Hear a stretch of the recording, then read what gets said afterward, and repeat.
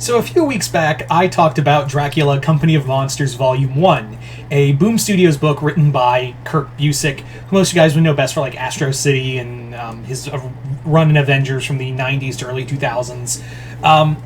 So he had written this book, and I had talked about I would like there is a 3-volume series, and while the first volume was found by Chris, I thought the other two would be harder to find. Well, Chris managed to find the other 2 novels.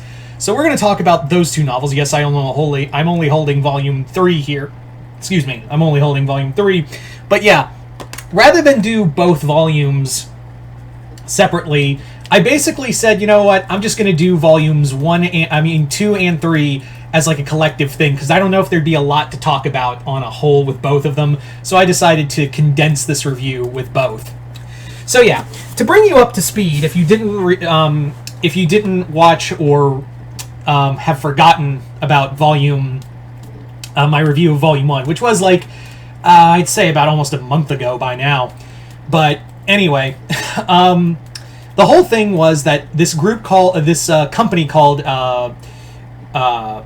Barrington Industries, their owner, Conrad, and his nephew, Evan, resurrect Dracula in an attempt to use him for corporate espionage. However, this is fucking Dracula we're talking about, and it leads to a whole mess of, shall we say, shenanigans that leads to this company going to war with Dracula.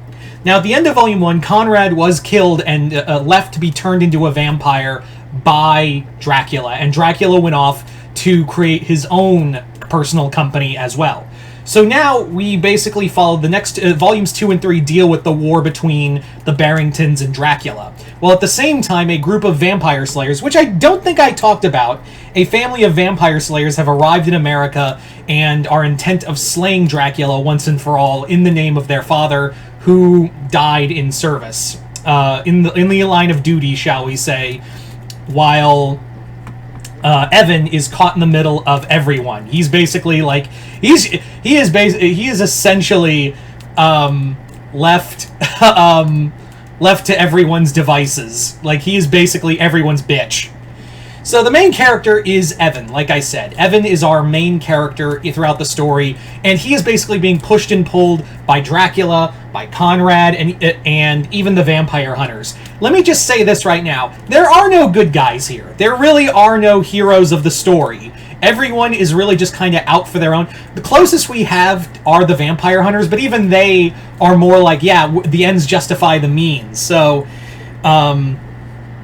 therein lies the rub, is that there are, Evan himself isn't a good person, and he's more in it to, he starts out as a bitch whipping boy, but as we see, he becomes a bitch whipping boy with a purpose. It's rather fascinating, honestly. Also, Kurt Busiek really knows his history of Vlad Tepes, and we do get some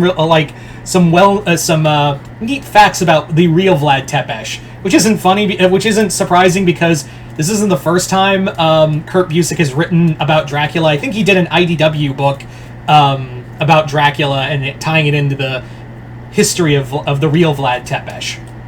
So yeah, the 2 volumes basically are the whole story of what happens when a corporate indie mogul gets vampire powers, and also what happens when Dracula gets a lot of gets some personal power of his own.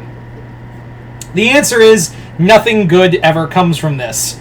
So this story is a bloody good time. I really enjoy it. It's basically the closest I can say to what it is Succession with a vampire. That's really what it kind of amounts to, is that it's really just Succession, but you throw Dracula in it. Evan, we do see, has his own intentions for this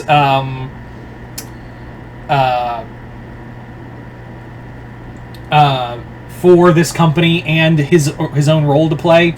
And like I said, aren't really a lot of good people here. The other thing is that they kind of I will say also the story for a 12-issue comic, it just kind of ends, and it really does feel like Busiek wanted to do a sequel, but it's clear that there was supposed to be a sequel to this book, but I don't think there was ever going to happen because the way it ends. because there's a very big plot line that we discover in Volume 3 that is like Hail Mary last moment for a 12-issue miniseries, and I'm like, wait, that just came out of nowhere. And it's regarding Dracula.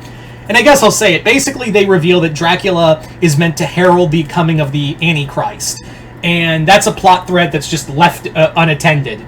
But they I feel like the theory was that maybe Evan was maybe the thought was Evan is really the Antichrist the whole time, and Dracula's meant to herald him because Dracula has a lot of, I want to make you my apprentice, I want to turn you into a vampire, things like that, but I guess we just couldn't get to the end of that.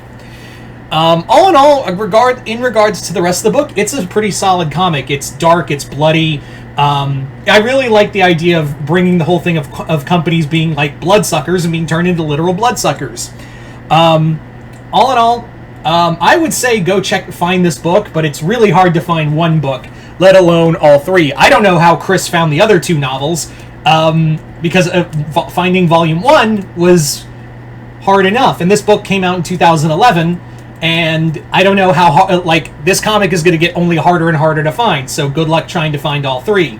But if you can, I highly recommend picking it up. So, Chris, thank you once again for all 3 volumes of Dracula Company of Monsters. And also, this won't be the only time I'll be reviewing Dracula, because the next Dracula book I'll be reviewing is being sent to me, I think, next week. Universal Monsters Dracula, James Tynion's take on the Universal Monster version of Bela Lugosi's Dracula, and part of the Universal line over at Image. That book will be coming sometime next week, so this won't be the last time I talk about vampires. But other than that, hope you all enjoyed this. I'm Mr. Multiverse. I'll see you next time in the Multiverse.